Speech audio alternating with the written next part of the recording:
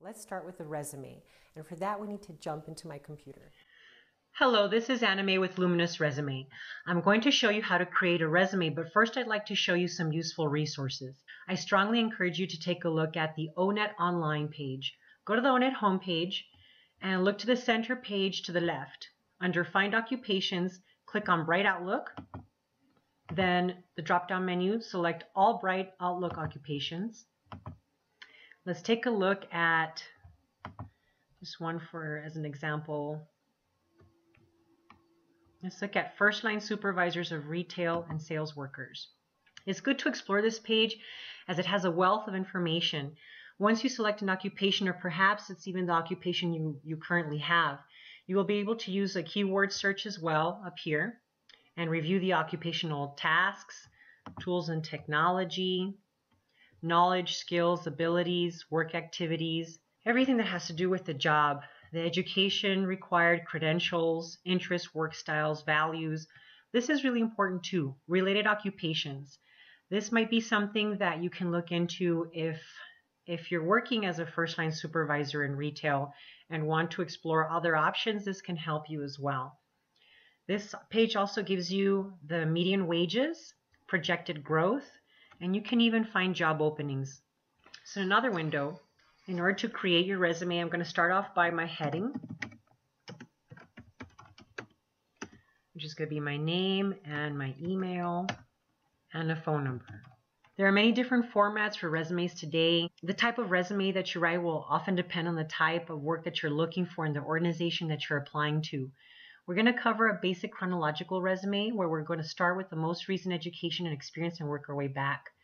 For the most part, if you have a strong educational background, then start with that section. Then the next section would be your work history. Again, there are many variations to the sections, but we're going to keep it pretty simple. If you have a stronger work history, then we could start with the work history and work our way down, and the next section would be education. We're going to start off with education.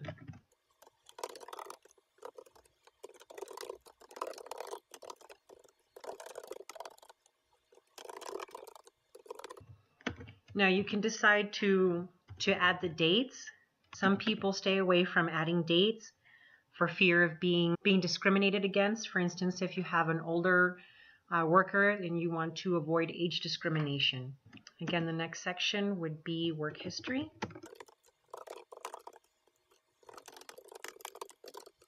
As we're doing chronological, we could put the dates here.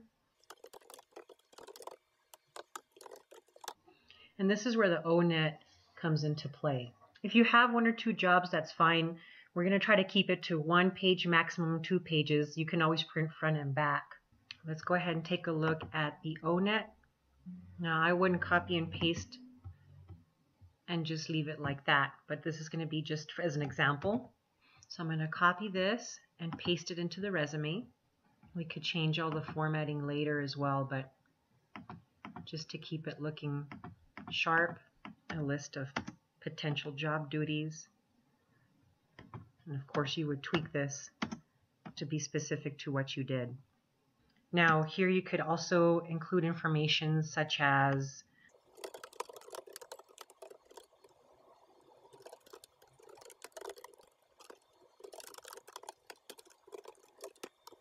it's important to be quantitative. If you're going to put information on here, try to be as specific as possible. Now, another section that you can add is training and or certifications. You could just name it training. There's all different types of stuff you can name them. And again, the formatting could be changed. I'm just going to bold certain areas.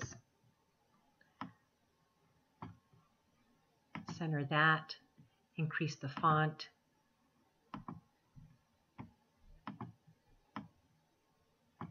This is just a simple example.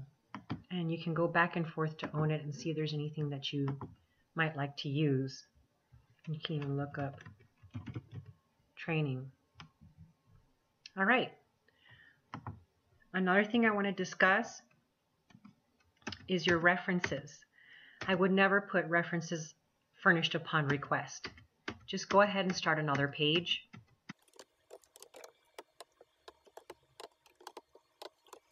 Select the name of a former colleague.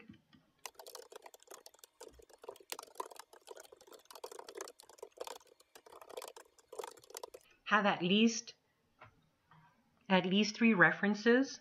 Try to keep the majority of them professional. You can have a friend or an instructor, but it's definitely a good idea to have a former supervisor or a former colleague. A little bit of a character reference from a friend. Another thing I want to discuss, what is the resume used for? It's a quick advertisement of yourself, and it's a snapshot of you to catch an employer's eye or a recruiter's eye. It's used to secure an interview. It's an important tool to use when attempting to provide a summary of your skills, abilities, and accomplishments.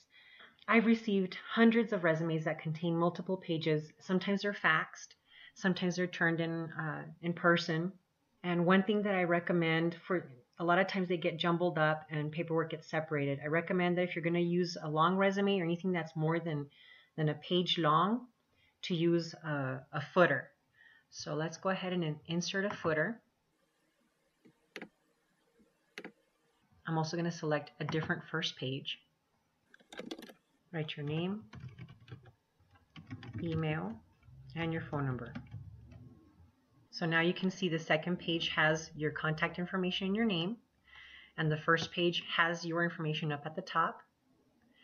And you can change things around too. You can change the order. You can decide to add a section on skills, such as languages.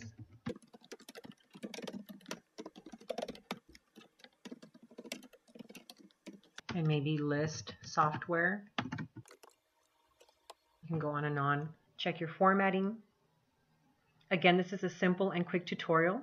Thank you. Okay, that's all for today. Remember, the next steps are crucial as they deal with what employers are looking for now, which are LinkedIn profiles and how to answer today's most common interview questions.